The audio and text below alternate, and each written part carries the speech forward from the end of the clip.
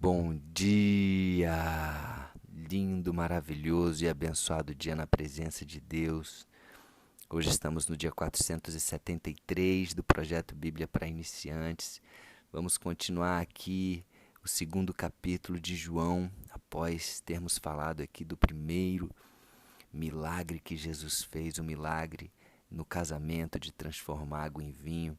Vamos continuar aqui e fechar o capítulo 2 hoje, amém? Bom, versículo 12 fala o seguinte: depois disso, depois de tudo isso que aconteceu lá em Caná da Galileia, esse milagre que Jesus fez, Jesus, a sua mãe e os seus discípulos e os seus irmãos foram para a cidade de Cafarnaum e ficaram alguns dias ali. Versículo 13. Alguns dias antes da Páscoa dos judeus, Jesus foi até a cidade de Jerusalém. No pátio do templo encontrou pessoas vendendo bois, ovelhas e pombas e viu também os que, sentados às suas mesas, trocavam dinheiro para o povo, cambistas. Então ele fez um chicote de cordas e expulsou toda aquela gente dali, e também as ovelhas e os bois. Virou as mesas dos que trocavam dinheiro e as moedas se espalharam pelo chão. E disse aos que vendiam pombas: tirem tudo isso daqui, parem de fazer da casa do meu pai um mercado. Olha que cena. Como que uma pessoa, imagina, como que uma pessoa, independente de qualquer que seja a pessoa, ela tem a autoridade de expulsar todas essas outras pessoas. Eram muitas pessoas. E ele expulsou, ele virou mesa, ele pegou chicote, expulsando com chicote todas aquelas pessoas. Por quê que aquelas pessoas realmente saíram dali? Com que autoridade, né? Que foi a pergunta que falaram também para depois para Jesus. As pessoas deviam não estavam entendendo nada, mas com a autoridade do dono daquela casa. O templo de Jerusalém foi construído por Salomão, um templo lindo, cheio de detalhes, cujos detalhes Deus deu todos eles, para Salomão. E Salomão construiu aquele templo, que depois foi destruído e depois foi reconstruído, né? O governador Zorobabel da Babilônia mandou, é, é, ele autorizou a reconstrução do templo. E Herodes, lógico, o templo ele não ficou tão glorioso como nos tempos de Salomão, mas na minha Bíblia aqui diz aqui que Herodes, no ano de 19 a.C., ele começou ali uma reforma, ampliação e restauração do templo, né? Então, para que ele ficasse mais bonito do que quando ele foi reconstruído. Então, assim, o que eu quero dizer com isso? O templo era um lugar de adoração, diferente das sinagogas, lógico.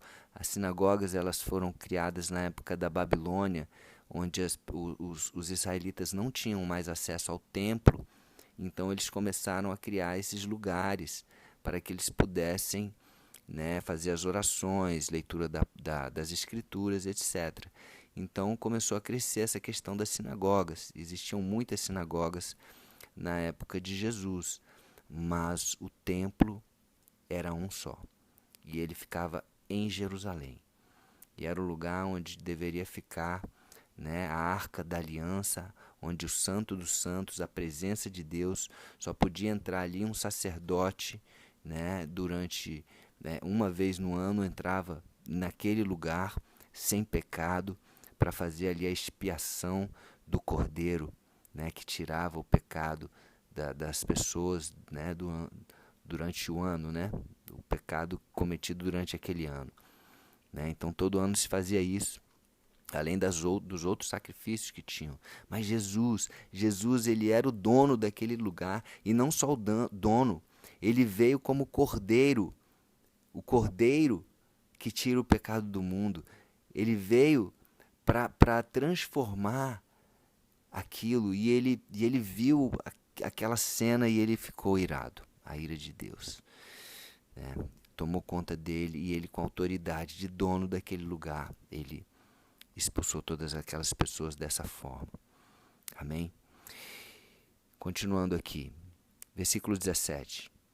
Então os discípulos dele lembraram das palavras das Escrituras Sagradas, no Salmo 69, versículo 9, que dizem: o meu amor pela tua casa, ó Deus, queima dentro de mim como fogo. Eles viram isso, eles puderam testemunhar, né, exatamente essa escritura. Eles viram esse amor tomando conta de Jesus, queimando dentro dele como fogo, e ele agindo daquela forma, por amor àquela casa, por amor a Deus, por amor àquele lugar. Versículo 18. Aí os líderes judeus perguntaram: que milagre você pode fazer para nos provar que tem autoridade para fazer isso?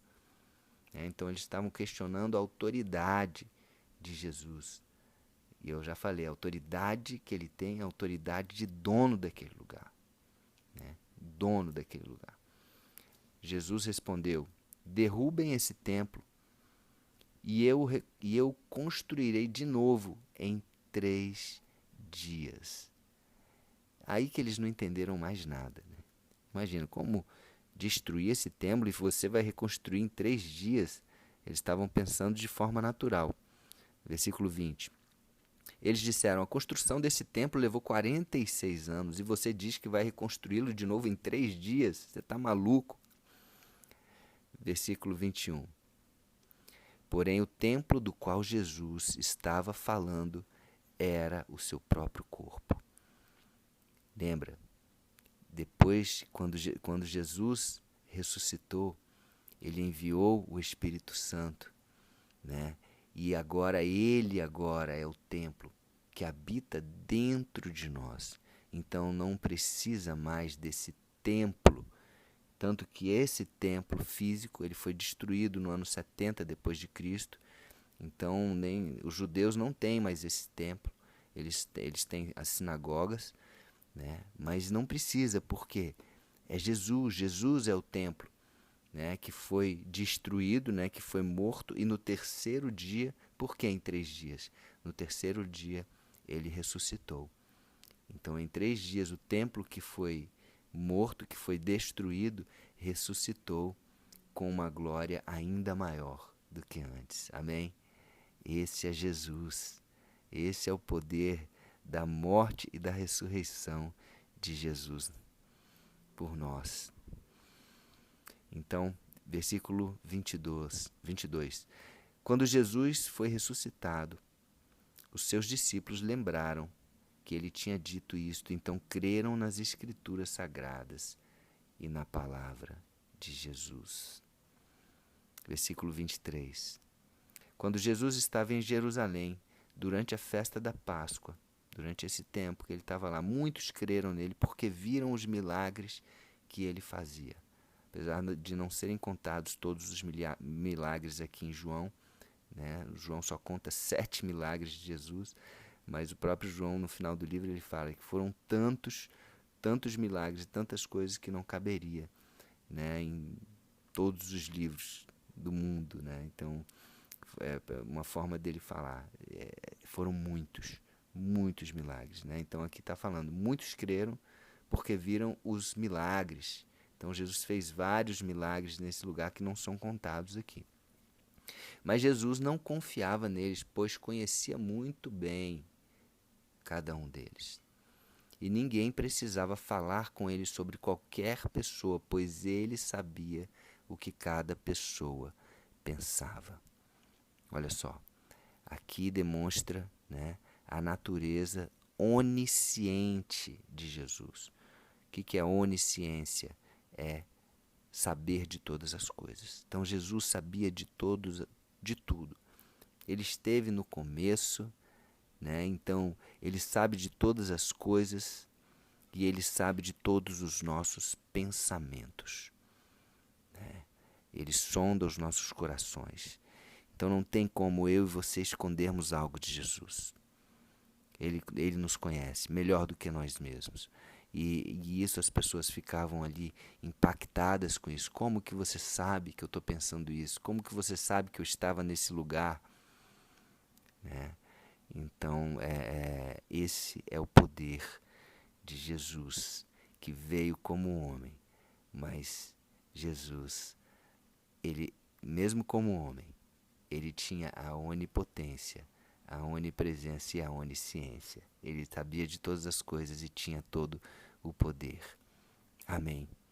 Então é isso, que esse amor de Jesus demonstrado aqui possa estar dentro de nós. Fazendo aqui uma correlação de templo com o nosso corpo, né? com nós mesmos, que nós tenhamos também esse mesmo zelo que Jesus teve pelo templo, que nós tenhamos e que não possamos permitir que nenhum pecado habite nesse templo do Espírito Santo, nesse templo de Deus que somos nós mesmos, que é o nosso corpo, né? Que é a nossa alma, que é o nosso espírito, que possamos ter raiva, que possamos nos irarmos com o pecado e que nós possamos expulsar todos os pensamentos ruins, toda a concupiscência, toda a luxúria, tudo aquilo, né, que nos afasta da presença, do amor de Deus na nossa vida.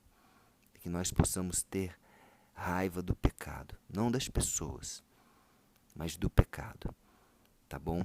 Então que você possamos aprender com essa passagem aqui e não negociar com o pecado, não negociar com o mal.